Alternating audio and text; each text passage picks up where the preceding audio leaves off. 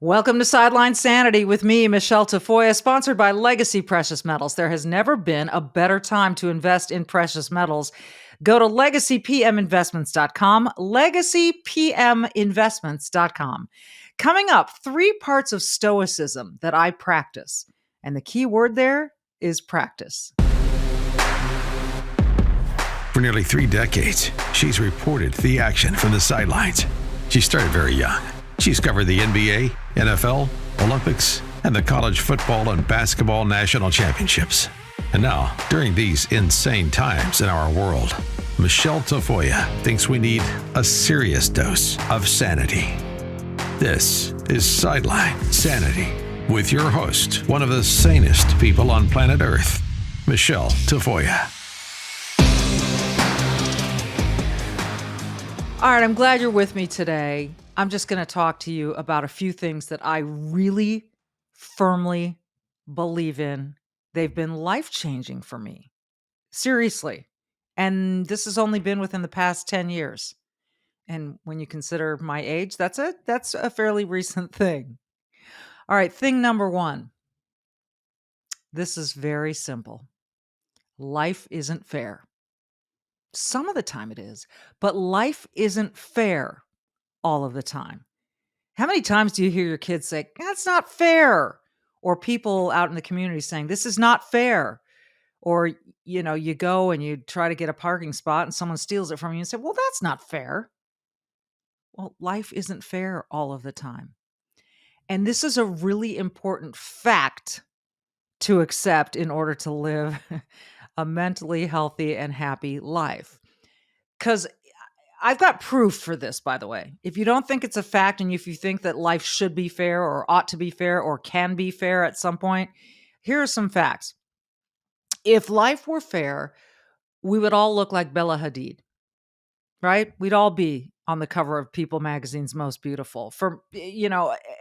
All the men out there would look like Bradley Cooper or whoever the man of the hour is. We'd all be beautiful.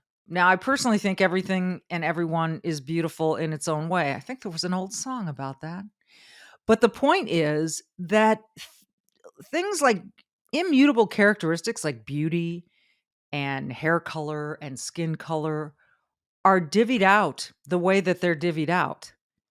They're a product of your parents and your heritage, and that's the way you show up. Now, you can go have all the plastic surgery you want, and that's fine. And to each his own. Wear makeup. I'm wearing makeup right now. Do that. Make yourself feel good, but understand that good looks aren't partitioned out fairly. If life were fair, I would be able to eat whatever I want and stay as thin as I wanted to stay. But life isn't fair. We would all have beautiful voices like Adele or Sam Smith if life were fair. We'd all have the same talents if life were fair. But none of that is true. None of that is happening. So that's your first glimpse at life not being fair. Here's another one. If life were fair, children would not die young of cancer and muscular dystrophy.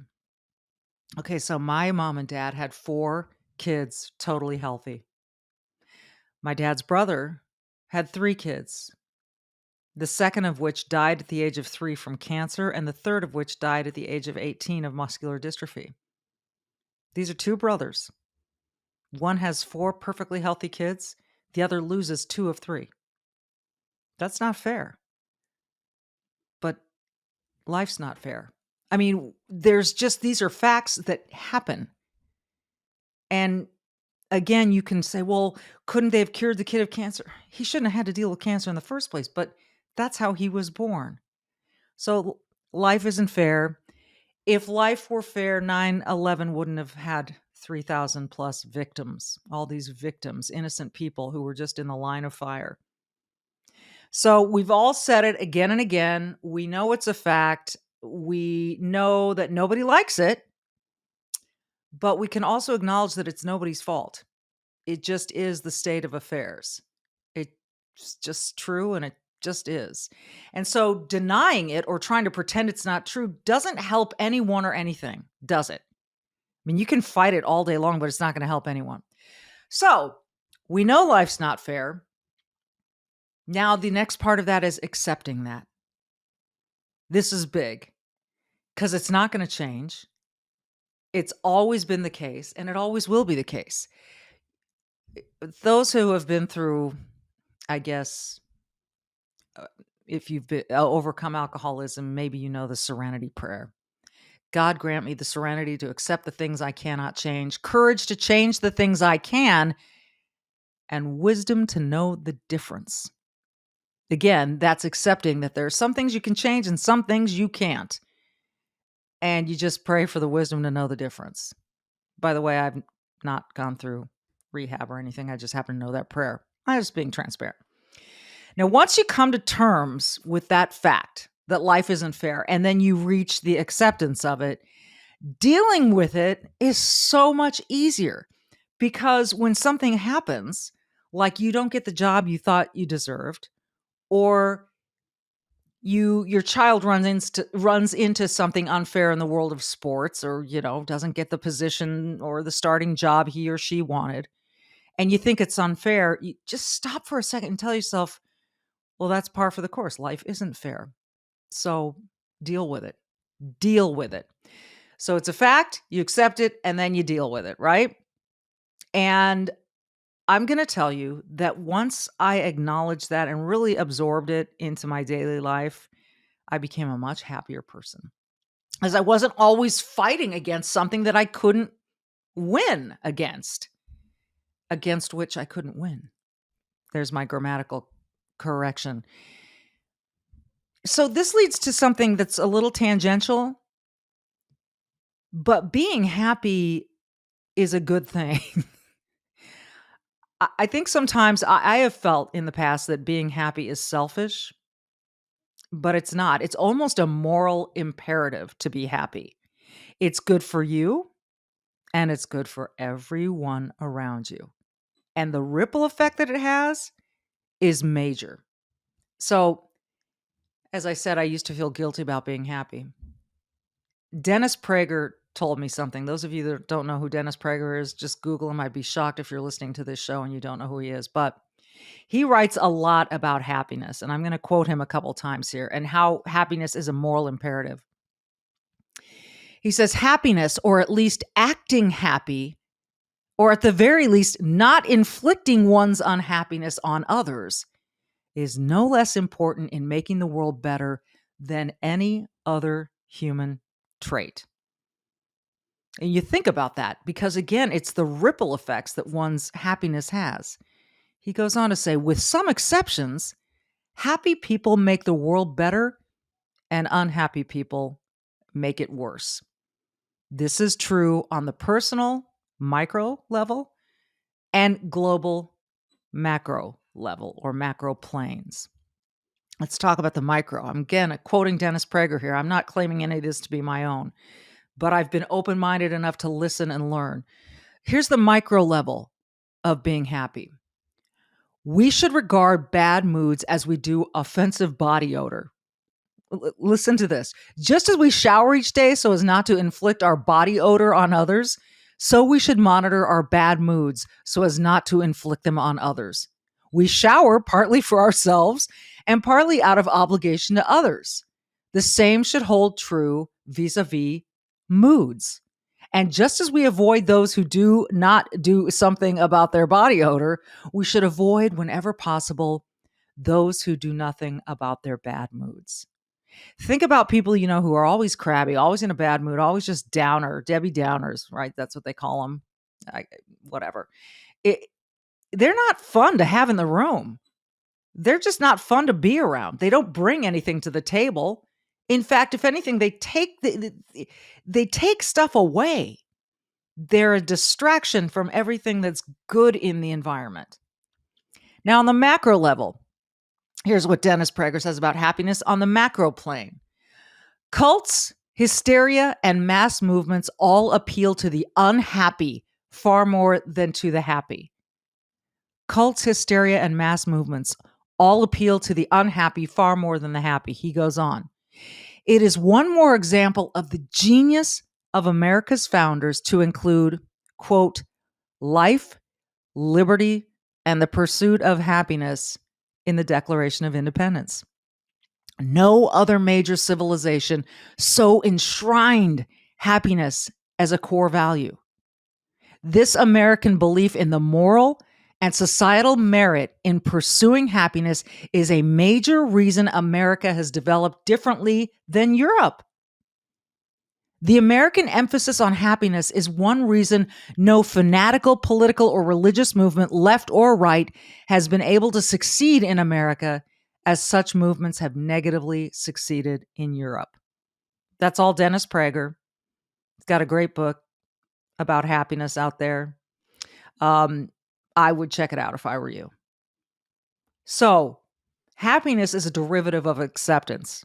I started with life isn't fair. It's not, it's a fact. Accept it. And then don't be angry about it.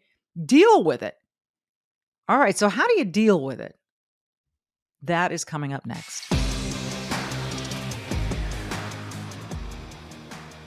All right. Well, here's something we can all agree is a little bit unhappy. Since November of last year, the stock market has plummeted. But here's the happy part. Gold has been on the rise. Gas prices are a joke. You know, the White House is telling us, oh, but they've dropped 80 cents. Yeah, they're still $1.75 or $2 higher than they were when you got into office. So I wouldn't go bragging about that. Anyway, the stock market is volatile. Inflation is at a 40-year high. And we've got the war between Russia and Ukraine. The markets don't like instability. But the good news is you have options. Gold prices are rising as investors turn to gold for protection. Gold provides a hedge against inflation and protects against a weakening dollar. Legacy Precious Metals is the only company I trust for investing in gold and silver. You need an investment that's going to protect your wealth and your retirement. Just make the phone call. Call Legacy Precious Metals today. And you want to be proactive before time runs out. I hate to remind you about 2008, but those who invested in gold saw huge gains and others lost their retirements. Legacy Precious Metals can advise you on all of your options for investing in gold and silver, so just call them. You can speak to an IRA expert at Legacy Precious Metals. Here's the number, 866-528-1903, 866-528-1903, or download their free investor's guide at legacypminvestments.com, legacypminvestments.com. All right, so we talked about the fact that life is unfair, that you should accept it and then deal with it. And by dealing with it, I don't mean being just, oh, fine, frustrated. That's just the way life is. I'm just going to sit here and mope. No, because that doesn't make you any happier. You get a choice here. You get a choice about how you're going to look at things. There's a great Winnie the Pooh picture where Winnie the Pooh is standing in front of his closet, and the only shirts he has in there are the red shirts that he always wears. And I think the caption is something like, well, I guess if I can't change my shirt, I'll change my mind. Other people have said, if you can't change your circumstances, change your perspective. Perspective, change your mind, change your attitude. They're all pretty much the same thing. It's how you're going to look at this business of life being unfair, of circumstances not being what you want. All right. So believe it or not, you got a choice in the matter, and you have more power over this than you realize. Your mind is stronger than you think. I'm not talking about your brain right now. I'm talking about your mind. They are very different things. Your brain can function all kinds of things. Like when I move my hands, it's my brain that is telling my muscles to move my hands. When I change my mind, that's me making a personal decision to look at something differently. I love Winnie the Pooh. I just referenced Winnie the Pooh. I'm going to do it again. Here's a quote from Winnie the Pooh. There are so many things that can make you happy. Don't focus too much on the things that make you sad, because there are a lot of things that can make you happy. Are you above ground? That's one good thing that can make you happy. That means you're alive. You can be unhealthy, but still be alive and still have a measure of control over the way you look at life. Now, I want to emphasize this. I'm not suggesting that any of this is easy. Changing your mind sometimes takes a lot of work, but it is doable and it is well worth the effort. So the investment that you make with the effort in trying to change your mind, has major, major dividends that it pays off, really good positive dividends. So, this part of the things that I try to practice is changing your mind. So, payback is huge. Life is too short to spend too much time focusing on the sad things, the frustrating thing, the bad things. Life is really short. And if you're sitting here listening to me and you're 18 years old, you'll realize it eventually. Right now, your whole world is in front of you. That's awesome. But I'm telling you, it's going to fly. And so while you're young and healthy, you want to make the most of it. So things that don't serve you well are not worth spending your time on. I get to read a lot about Stoicism. I choose to. And I love it, and it's been life-changing for me, like I said earlier, and I practice it. When I say I practice stoicism, it's the same like practicing your golf swing. You do it again and again and again and again and again and again, and you try to perfect it. And even Tiger Woods hits a bad shot now and then. So with as much practice as you're gonna put in, it's never gonna be perfection, but you can progress and it can get easier. I'm gonna read you something Seneca said on the brevity of life. How many have laid waste to your life when you weren't aware of what you were losing? How much was wasted in pointless grief, foolish joy, greedy desire, and social amusements? How little of your own was left to you? You will realize you are dying before your time. Okay, so he talks about pointless grief. Grief, it's a heavy word. It doesn't seem like any grief is pointless, but let's just take it for what it is. Grief, that parking spot should have been mine. Good grief. That's pointless. Go find another parking spot. Maybe you'll get extra steps in today to the grocery store, and that'll help you lose weight. Foolish joy. Getting joy out of something really dumb, like the fact that someone you really don't like suffered at something. And you're like, yes, that's so great.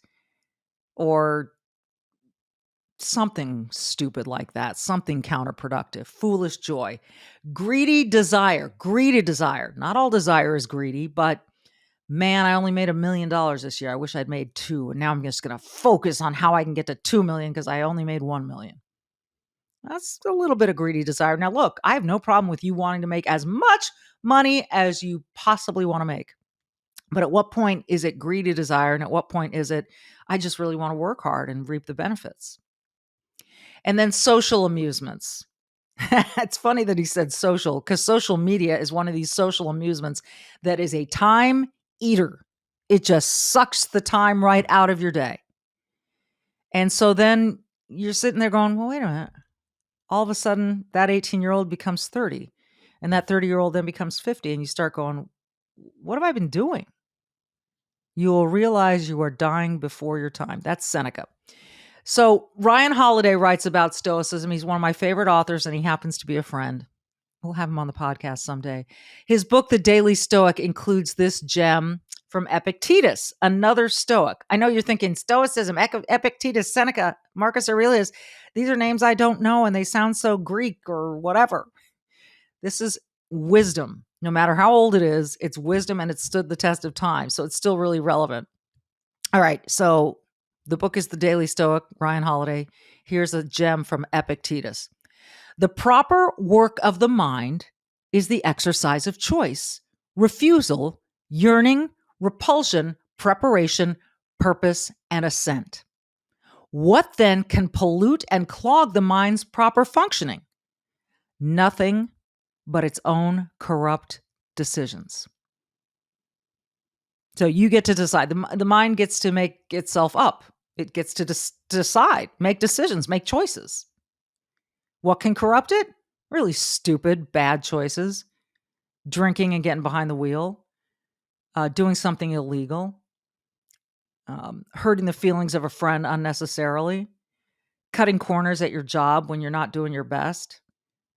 There are all kinds of really bad decisions. And no one on earth is perfect. We've all made them. We will all make them. But they can clog the mind's proper functioning. So Ryan Holiday turns this into a little bit more understandable verbiage. I'll read it to you. Choice. To do and think right. To do and think right. This is pretty simple. Refusal. What do you refuse? Temptation. Maybe that second piece of pie. Maybe that third glass of wine. Trust me, it's a tough one for me. Yearning. Yearning to be better. You want to be better than you are right now. Maybe not tomorrow, maybe not next week, but eventually. Repulsion. What does he mean by that? You want to repulse negativity, bad influences, and those things that aren't true. Like someone who tries to tell you life should be fair all the time. Not going to happen. So just kind of blow by that and repulse it, if you will. That's a repulsion of a falsity, right? Preparation for what lies ahead or whatever may happen. One of my favorite phrases, and I learned it from John Wooden, the old UCLA basketball coach. Failing to prepare is preparing to fail. And I kept that in my mind every day that I worked on the NFL, on my coverage, on NBC, on ESPN, on ABC, wherever I was. Well, I was doing all the tedious, and believe me, there was tedious preparation for that. I had in the back of my mind, God, I want to just stop. Failing to prepare is preparing to fail. Failing to prepare is preparing to fail. Failing to prepare is preparing to fail. And it just ran in the back of my mind and it pushed me on. Purpose, our guiding principle and highest priority. Our highest priority and our guiding principle. And you have to find out what your purpose is. Everyone has a different one. And then assent, to be free of deception about what's inside and outside our control. And be ready to accept the latter. This goes back to that, give me the wisdom to know the difference between the things I can control and the things I can't. So be free of deception about it. Understand what you can control. I can control what I eat. What I can't control, the weather. It's raining. That's too bad. This is what the mind is here to do. We must make sure that it does and see everything else as pollution or a corruption. Now, I know this sounds really pure and high-minded and all that, and I would say to you, and? So? You're born, you're on planet Earth. What better could you do with your life than to aspire to all this goodness of the mind? What better could you do with your life than to use your mind for all of these amazing reasons and purposes? And this leads me to the last part of what I want to talk about today.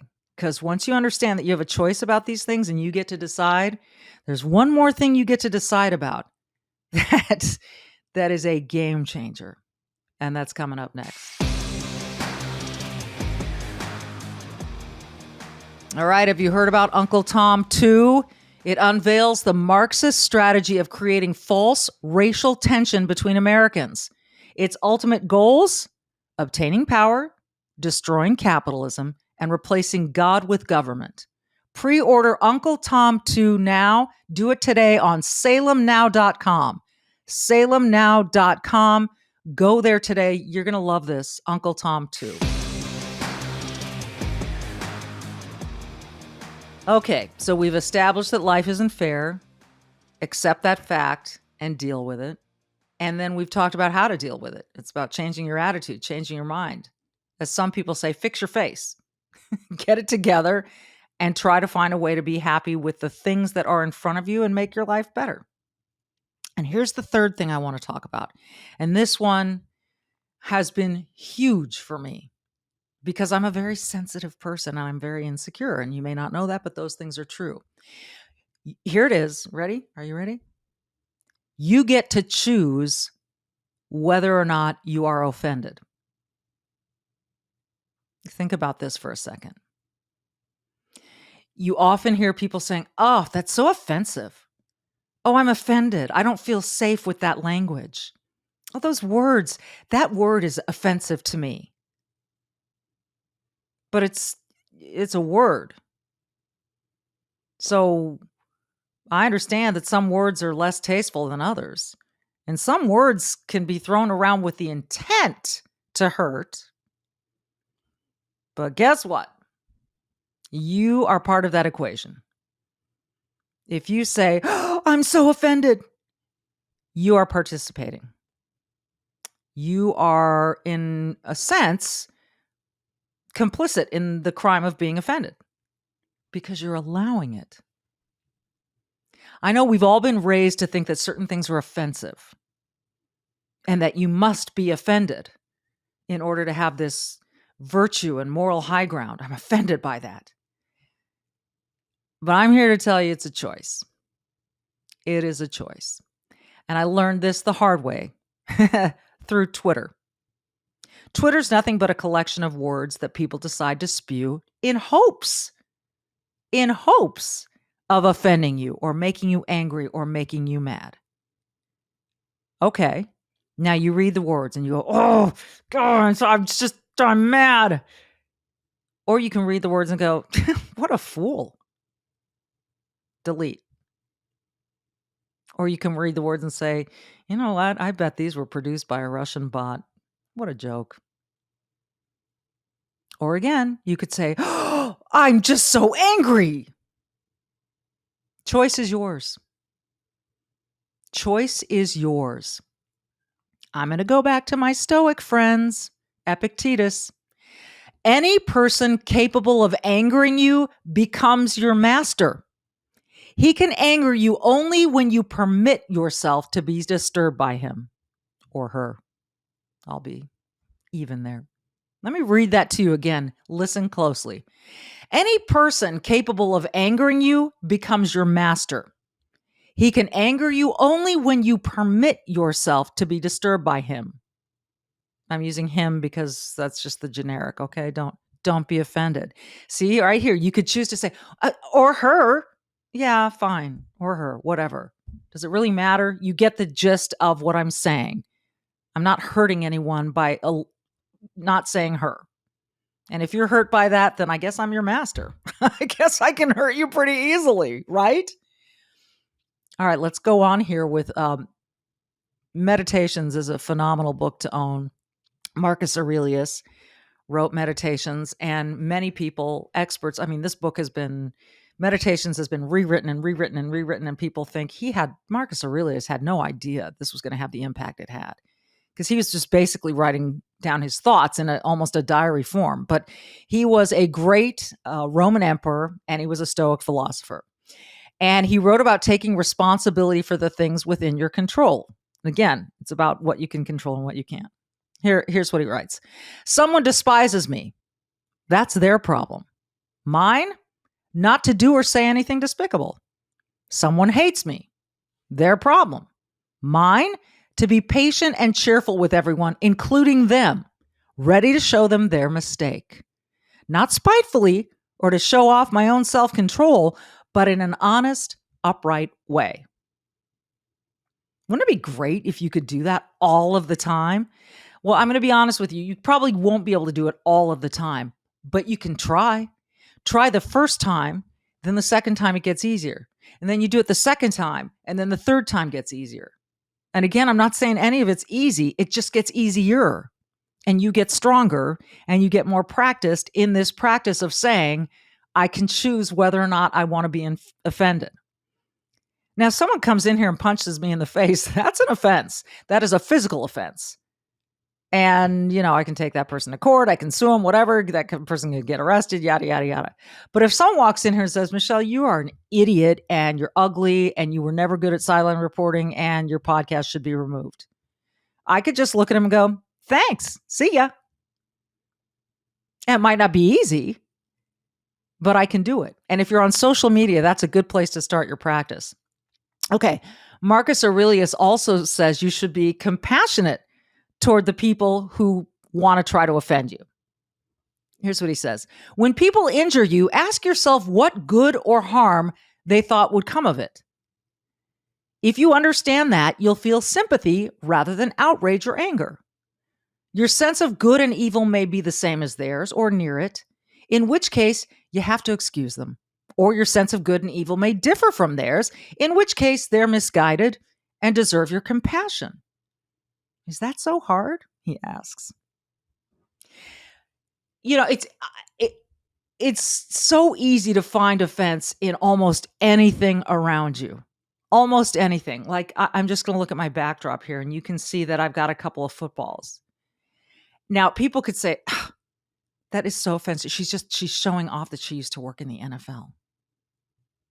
I mean, if you wanna interpret it that way, go ahead on. That's up to you. You go do that. But is that football in my background really going to affect you that much? Or the sign up there that has my last name on it, I kept that because it was a thing that happened in Indianapolis when Monday Night Football turned 35 years old. And they made a street sign for all of us. So I kept mine. It's kind of cool. It's kind of fun. It's a nice memory for me. If you're offended by that, it's your choice. I'm just giving you examples of you can open up social media, you can open up a fashion magazine, you can watch a commercial on TV and decide that any character, person, visage, image is offensive to you or is breaking some sort of virtue or social norm. And you can say, oh my, or you can say, whatever. I'll tell you which one's easier. Oh my gosh, I'm offended. That's easier. I'll tell you which one feels better. Whatever. That one feels better. And it serves you better. You can decide to see something in everyone, everything, every event, every commercial, every TV show, every news story that is offensive to you. You can decide that. It's up to you. Or you can change your mind and say, whatever. So what? What's next? I share this stuff with you because it's worked for me.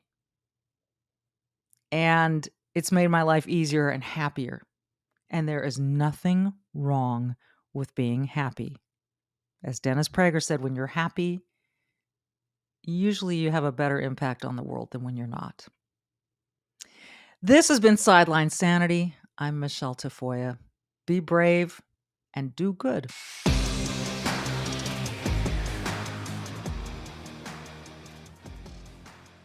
Well, we always appreciate it when Charles Thorngren can join the podcast and talk a little money and gold in particular with us. Gold and silver. And Charles, these are mad times. I mean, it's just really wacky. And anyone who's watching the stock market is probably asking themselves, what do I do? I don't know, I don't know how to ride this roller coaster with everyone. And so obviously you recommend investing in precious metals. What's the first step that someone should take in learning about what precious metals can do for them? The first step, give us a call, right? We're going to show you what options there are available. That's what Legacy is about, is showing you options and educating everyone. The important thing to know is that we don't invest in gold and silver because it's pretty or because it's unique. Those things are true, but we do it because it has the history of being the true diversity for someone's portfolio. It's the insurance policy against everyone's retirement and their savings. So this is why we look at gold and silver specifically. It's the currency that was always meant to be, right? It is not a fiat currency. There's no inflationary effect on it. Gold and silver are going to be worth what they're worth. The thing that changes with everything is the amount of dollars it takes to buy that gold and silver and the amount of dollars you get for owning that gold and silver. That's the big key. And this is what people don't understand about it typically, is that it is not the stock market and it is not the dollar. It's an investment that is counter to both of those. So it gives you true diversity and balance. Is what everyone's looking for right now. They just don't know it. As inflation gets higher, this is where gold and silver come in. Someone is saying, okay, I want to do this, but I want to choose one or the other. When they call you and ask you these questions, when would you recommend gold and when would you recommend silver? That's a great question. And what a lot of people wind up doing is actually doing a little of both, because that's possible, right? But it's going to depend on your specific investment parameters. And that's one of the things we're going to do, that we're different from your typical stockbroker, because we're not going to say, this is what all my customers are doing, because that's not what's important. What's important is what matters to you and your portfolio. When is your retirement coming up? What are you looking to accomplish, right? What are your risks? What are your safety features that you need? So there's a lot that goes into it. And what we do here is talk with you, right? Our big thing is to educate you so that you understand why you're doing it, as well as in what form and fashion, because that's important. It is important, and I think too that people probably think, I'm a small investor. This is not for me. I can't afford to do this. I can't afford to do this at a level that will benefit me." To them, you would say what? I don't think you can afford not to. If you have money saved and you're not flush with cash, it's more important than ever for you to make sure that you put yourself in a protective situation, right? You have less to lose, so you should not lose it. It's really, it's not about how much money you have or don't have. It's about how much protection you need. And if you don't have a very large portfolio, then you probably need it more than the guy who does, because you can't afford that loss. And look at what the market's done over the course of the year. We are talking about a situation where the loss is extravagant and it's not done yet. This is why we look at precious metals to counter that. And lastly, Charles, for those who fear that a recession may already be here or is coming, what do you tell them about how in a recession this investment helps out? Great question. Couple answers there. We are in a recession, but the reality is it's not going to get bad for a few more months. Then it's really going to be bad. What we see happen next year is going to be devastating. Just think 2007, 2008, right? The troubles with 2008 happened in 2007. It just took time for it to hit the market in a real sense. And this is what we see. We have inflationary numbers that rival the 80s. That's something that's going to be dramatic. So when we look at this, we say, why do we want to do it? And that's exactly why. It helps because it's not the dollar and it's not the stock market, right? This is the safe haven investment. And if you look at long-term wisdom, that's what metals do. They give you a place to store your wealth without the effects of inflation, right? Inflation is good for your metals. The stock market correcting is good for your metals. A weak economy is better for your metals. So that's what it's meant to do. And that's why it has its place in the economy. We're talking about a worst case scenario right now, but even under the best of terms, the government tells you 2 to 3% inflation is a good thing. And at 2 or 3%, it doesn't sound bad, right? But over the course of your retirement and your lifetime investing, if you go 40 years, you've lost over 120% of value of your dollar by not having metals. So even in the best of times, there should be some in your portfolio. And during the worst, you really want to make sure you get a hold of somebody who can explain why and show you what options you have. Yeah, that's why we love to recommend legacy precious metals on our show, Sideline Sanity. So the website is legacypminvestments.com, legacypminvestments.com. You can also go to the website and find the phone number to call, learn a whole lot more. It's just worth asking some questions, right? A quick phone call and getting more information about everyone's specific situation. Absolutely. We're a no pressure organization. Everyone who contacts us, they reach out to us. We share information. If it's right for you, great. If it's not, that's great too. Learning something never hurt anybody. No, that is true. And we're glad we had you on to learn something from you today, Charles Thorngren. Again, it's legacypminvestments.com. Please go check them out. Just ask some questions, learn a little something. Thank you so much, Charles. My pleasure. Thank you.